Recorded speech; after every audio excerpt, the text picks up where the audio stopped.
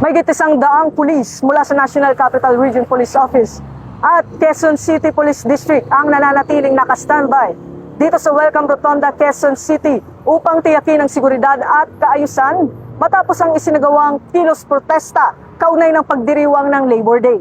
Bagamat nakaalis na ang mga relihista sa lugar, patuloy pa rin naka-alerto ang mga otoridad bilang bahagi ng kanilang security measures upang matiyak na mananatiling maayos at mapayapa ang sitwasyon.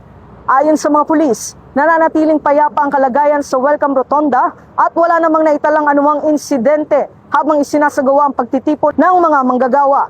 Patuloy ring minomonitor ng mga otoridad ang mga pangunahing lansangan at posibleng ruta ng mga nagprotesta upang mapanatili ang kaayusan at kaligtasan ng publiko.